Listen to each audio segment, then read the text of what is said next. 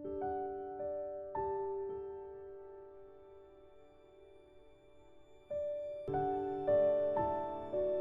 teman-temanku semuanya, bertemu lagi di Perjalanan Jalan Sendiri ID.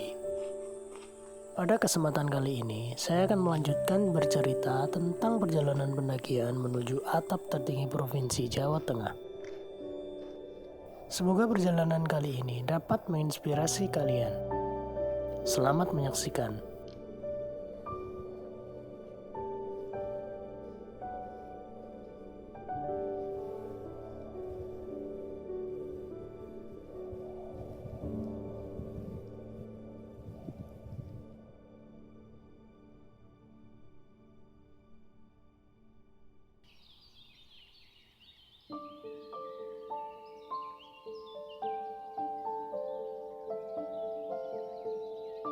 Solo hiking dianggap terlalu berbahaya bagi kebanyakan orang.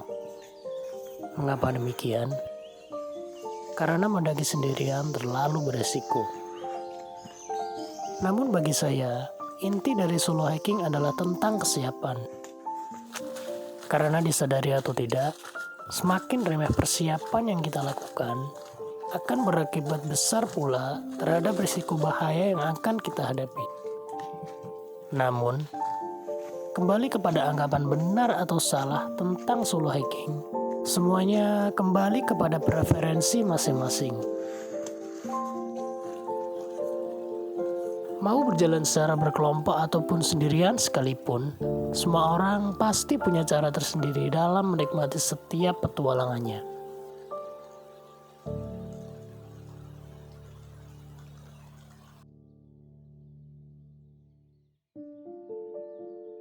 Kembali ke cerita.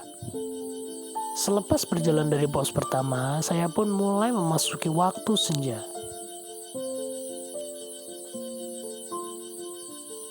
Dengan trek yang terus menanjak, saya pun mulai mengatur ritme perjalanan. Biasanya kesunyian hutan merupakan hal yang baik. Namun, entah kenapa malam ini tidak. Serasa ada ketidaknyamanan di setiap langkah kaki saya. Mungkin itu hanya perasaan saya saja. Dari yang saya ketahui, aktivitas trekking pada malam hari sangat tidak direkomendasikan. Selain berisiko mengalami disorientasi arah, sebenarnya kondisi tubuh juga tidak didesain untuk situasi yang demikian. Apalagi ditambah kemungkinan bertemu hewan liar di jalur akan sangat mungkin terjadi.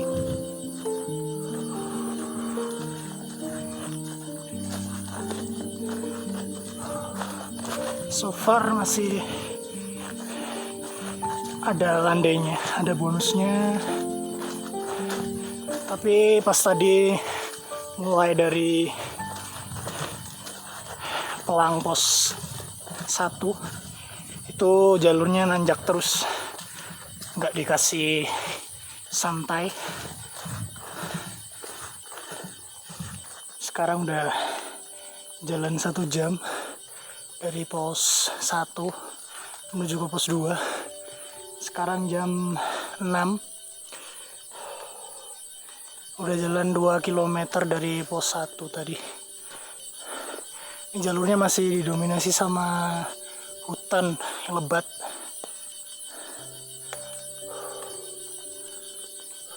Keren. Lanjut menuju ke pos 2.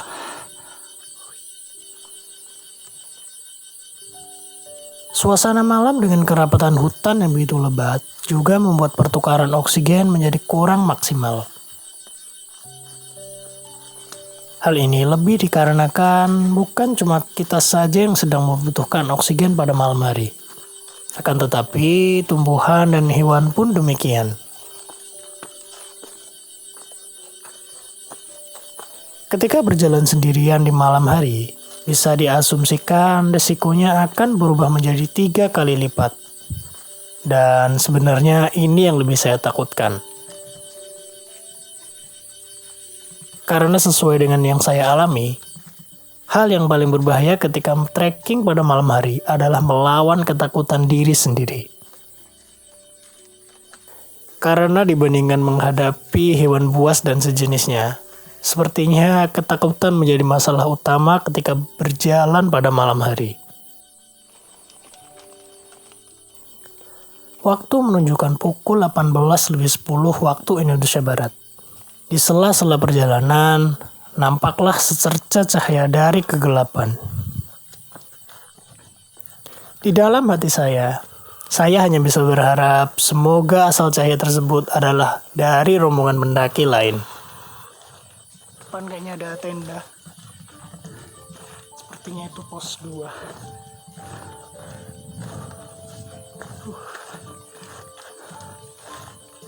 Tanpa menunggu waktu lama, saya pun segera mempercepat langkah kaki.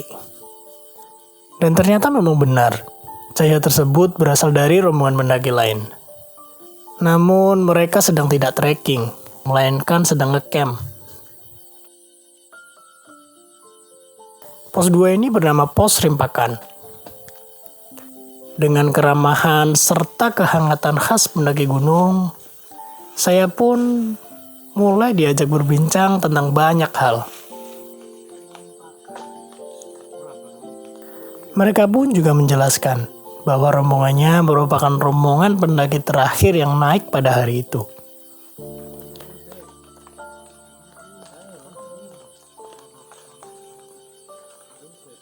Di dalam hati saya hanya bisa batin. Berarti ini adalah rombongan pendaki terakhir yang dijelaskan oleh pihak base camp. Sehingga dapat dipastikan ketika berjalan menuju pos 3 nanti, saya akan benar-benar berjalan sendirian di jalur. Setelah merasa cukup beristirahat, serta mempertimbangkan beberapa kemungkinan terbaik, termasuk mendirikan tenda di pos 2, akhirnya saya tetap memutuskan untuk melanjutkan perjalanan sesuai dengan rencana. Setelah berpamitan dengan rombongan pendaki tersebut, saya pun kemudian mulai berdoa. Dan perjalanan menuju ke pos 3 pun dimulai. Ini tadi barusan sampai di pos 2, ketinggian 2005 mdpl. Ini sekarang mau lanjut menuju ke pos 3. Ini jalan 2,29 km, menempuh waktu 1 jam 13 menit. Ini mau lanjut menuju ke pos 3. Ikuti terus perjalanan saya sampai nanti di camp area. Yui. Menurut informasi, hal yang paling menarik ketika menuju pos 3 ini adalah banyaknya hutan lumut. Namun karena perjalanan pendakian ini saya lakukan pada malam hari, kemungkinan saya tidak bisa mendokumentasikan secara lengkap perihal hutan lumut tersebut. Berbekal membaca petunjuk arah dari base camp, jarak yang akan saya tempuh dari pos 2 menuju ke pos 3 sekitar kurang lebih 2,27 km. Dengan waktu tempuh kurang lebih 1 jam berjalan santai. Menurut perkiraan saya, berjalan selama 1 jam pasti akan terasa sangat ringan. Namun karena ini adalah pendakian malam hari, kemungkinan waktu yang akan saya tempuh juga akan berbeda.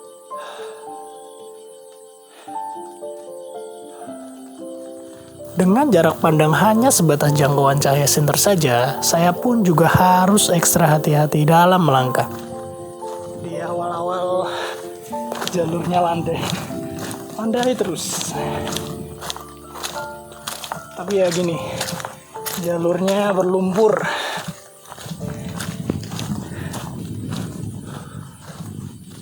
Dilihat dari sisi manapun, samar-samar hutan lumut ini kelihatan sangat eksotis. Karena keterbatasan alat penerang, saya hanya bisa mengabadikan sebatas pandangan mata.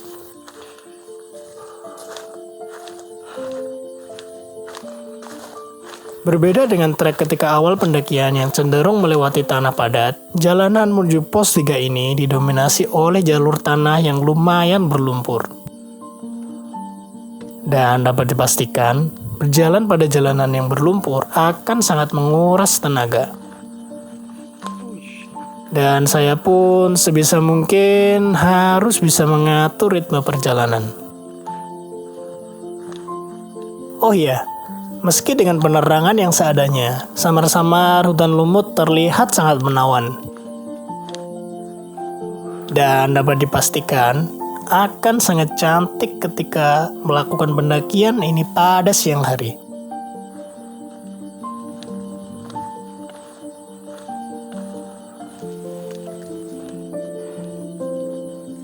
Jalan 340 meter dari pos 2. Jalurnya masih landai, nggak ada tanjakan yang begitu ekstrim, dan jalurnya juga jelas, tapi sesekali ada kubangan lumpur yang jika sepatu kalian nggak proper bisa kemasukan air, atau semisal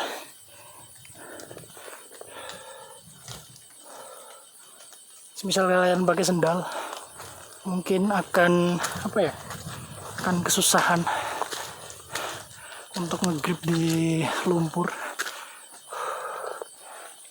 Masih semangat, terus perjalanan saya menuju ke pos 3. Gue di sepanjang perjalanan melewati hutan lumut, samar-samar juga saya mendengar suara-suara keramaian. Antara setengah sadar atau berhalusinasi, saya pun tidak tahu pasti perihal keramaian tersebut. Dan kalau kalian beranggapan ini adalah suara-suara yang terbawa angin, itu pun sangat kecil kemungkinannya terjadi. Hal ini lebih dikarenakan karena sedari awal memasuki pintu rimba tidak ada angin bertiup sama sekali.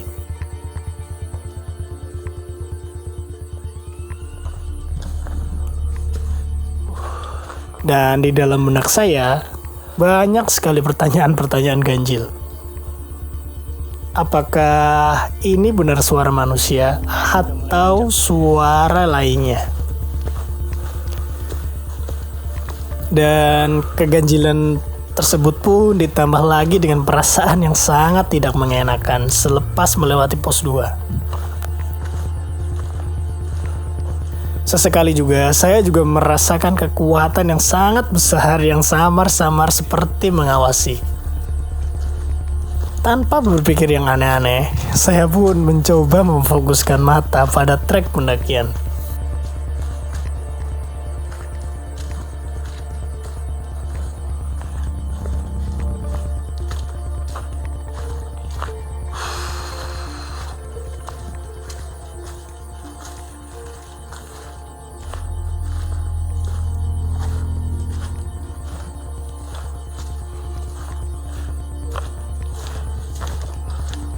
Sekarang udah jalan 20 menit, udah 60 jarak 1,1 km.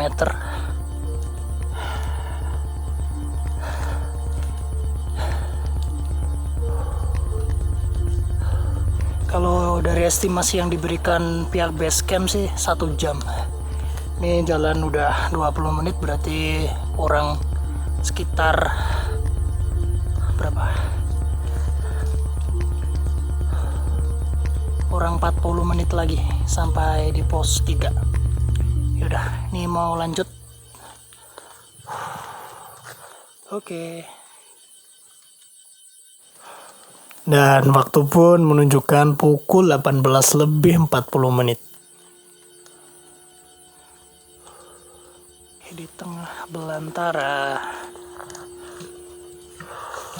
Masih semangat lanjut. menuju ke pos 3.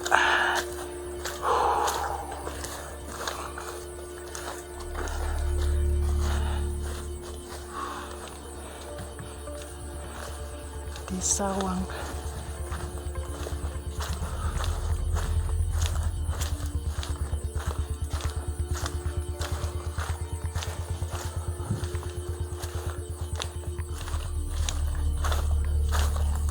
Penanda-penanda mengkilat, belok kanan 5 km menuju ke puncak. Lanjut.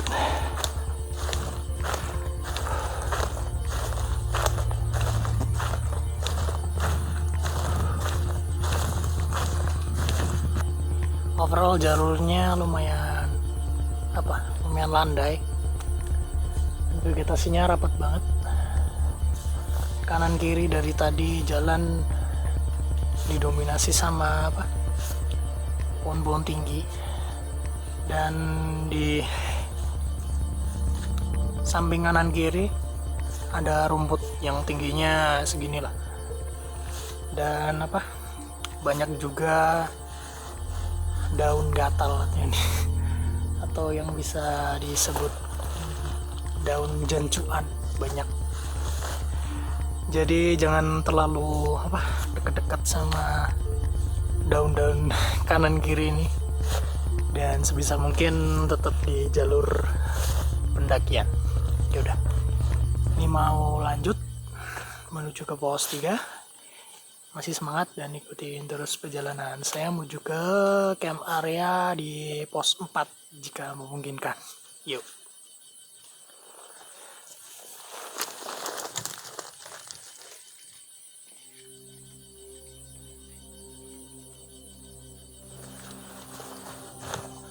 Dari kejauhan terdengar suara guntur yang saling bersahutan. Sepertinya cuaca menunjukkan tanda-tanda akan segera hujan. Ya udah mulai dekat. Tadi dengar suara orang manggil.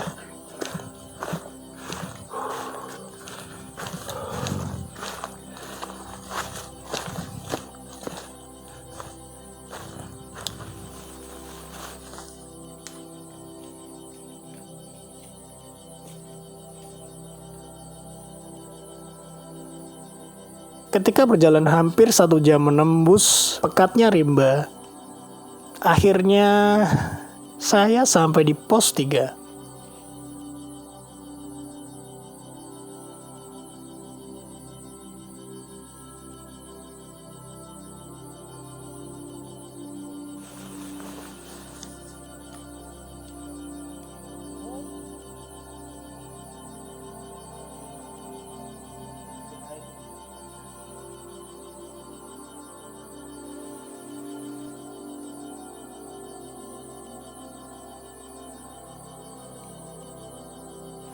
Udah sampai di pos 3. Sekarang udah jalan 2,21 kilo dari pos 2 menuju ke pos 3. Sekarang udah sampai di pos 3. Waktu yang ditempuh 50 menit dan jaraknya 2,21 km. Sekarang ada di ketinggian 2263 mdpl. Ini kalau nggak capek nanti lanjut langsung menuju ke pos 4. Yaudah, ikuti terus perjalanan saya menuju ke camp area di pos 4. Yui. Tanpa menunggu lama, saya pun bergegas melanjutkan perjalanan menuju ke pos 4. Oh iya, sekedar informasi.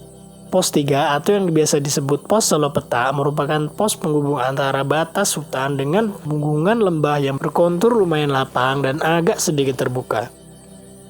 Pos ini berada tepat di bawah punggungan. Tak jauh dari sini juga terdapat tebing yang menjulang sangat tinggi. Tebing yang menjulang tinggi ini dapat dipastikan dapat memberikan perlindungan dari terpaan angin secara langsung. Sehingga sebetulnya pos ini sangat ideal untuk mendirikan tenda. Namun karena terdapat beberapa hal yang tidak bisa dijelaskan dan mempertimbangkan kondisi fisik serta ketersediaan cadangan air yang saya miliki, saya pun memutuskan untuk tetap melanjutkan perjalanan sesuai dengan rencana.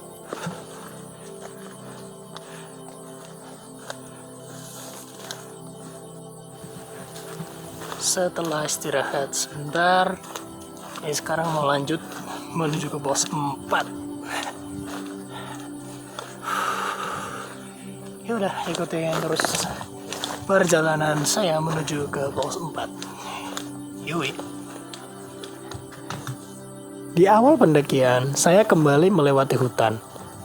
Namun bedanya, hutan di jalur menuju ke pos 4 ini didominasi dengan semak belukar yang sangat lebat. Saya pun juga melewati punggungan yang di samping kanan kirinya terdapat sungai. Hati-hati di bawah. Perjalanan menuju ke pos 4 ini cenderung berkontur lumayan datar dan agak sedikit terbuka. Oh iya, berbeda dengan perjalanan melewati rimba sebelum pos 3, kali ini angin mulai menerpa lumayan kencang. Selain beriringan dengan sungai, dalam perjalanan menuju ke pos 4 ini, saya harus berjalan melipir di pinggiran jurang. Sehingga saya pun juga harus sedikit waspada dalam melangkah. Jalurnya melipir. Dan kembali ke pertanyaan, mengapa saya tidak mendirikan tenda di pos 3? Hal ini lebih diakibatkan karena pada pos 3 ini suasana agak sedikit berbeda dan sangat sulit dijelaskan dengan kata-kata. Dan itu sebab yang pertama. Dan sebab yang kedua, dari pihak base camp merekomendasikan untuk mendirikan tenda di pos 4. Karena selain bisa menampung lebih dari 30 tenda, pada pos 4 ini nantinya juga terdapat sumber mata air yang sangat melimpah. Pos 4 ini juga secara langsung dilewati oleh sungai. Sehingga sumber mata air yang dihasilkan tidak akan kering meskipun pada musim kemarau sekalipun. Ada bersabangan. Tapi nampaknya yang arah kanan itu ditutup. Kalau tuh yang arah yang kiri ditutup. Tak lewat yang kanan. Ini juga ada tanda. Pos 4 ini juga merupakan persimpangan jalur dari jalur pendakian lain. Pada perjalanan menuju ke pos 4 ini, mendadak cuaca menjadi sulit diprediksi. Berharap semoga tidak hujan.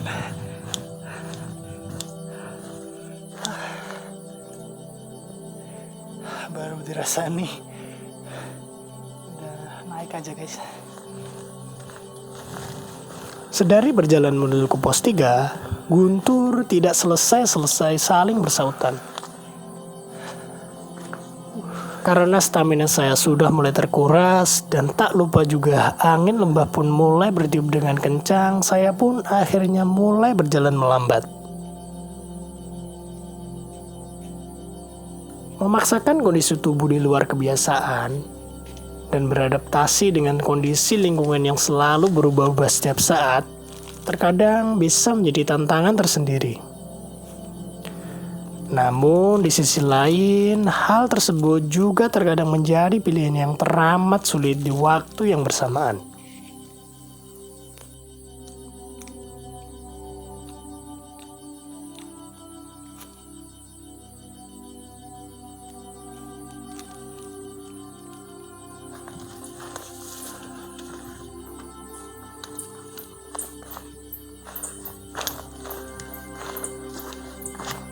Nah, nampaknya pos 4 dekat, udah deket. Ada suara orang tadi, kedengeran manggil.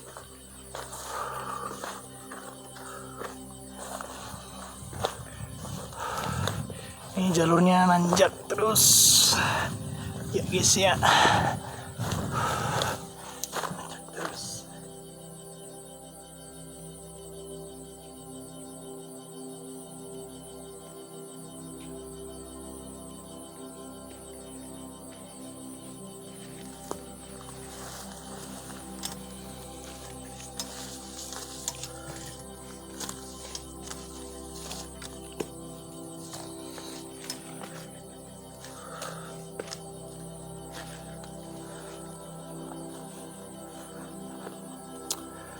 Hutan Gunung Slamet luar biasa sih, apalagi kalau kalian jalannya malam.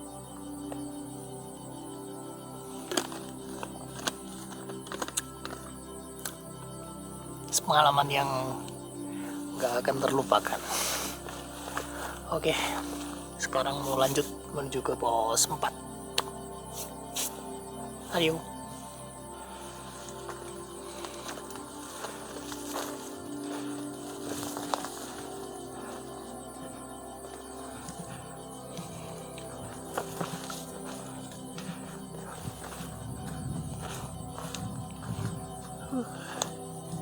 Udah dengar suara orang, seneng banget.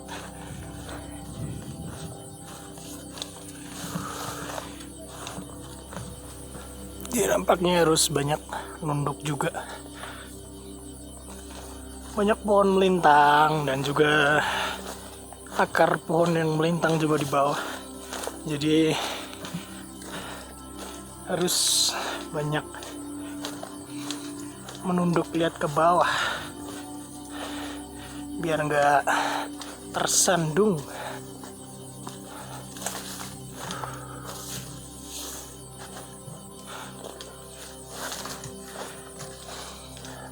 Keramaian nampaknya udah mulai kedengaran.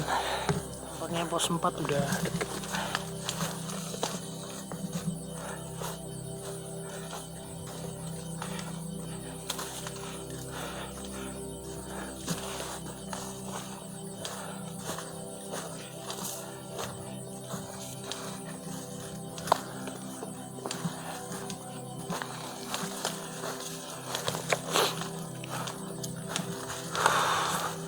Agak meler dikit kan, cuacanya udah mulai gerimis.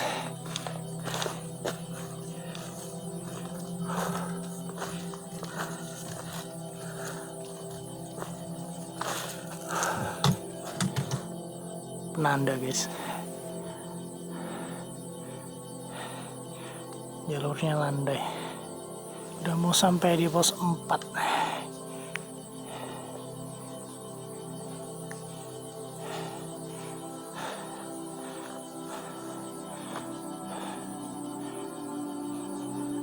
Waktu menunjukkan pukul 19 waktu Indonesia Barat. Dan saya pun akhirnya sampai di pos 4 Ranu Amreta.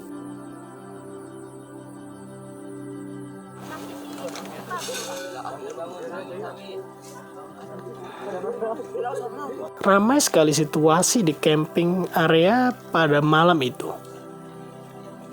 Dan tak lama setelahnya, saya pun mencari lokasi yang ideal untuk mendirikan tenda. Dan ada hal yang unik dari pos 4 ini. Ada musola yang dibangun secara swadaya oleh pihak base camp. Ketersediaan musola di camping area merupakan hal yang baik menurut saya. Selain bisa dimanfaatkan jika Anda kondisi darurat atau barangkali sangat memudahkan beribadah, bagi umat muslim tentunya akan sangat berdampak positif.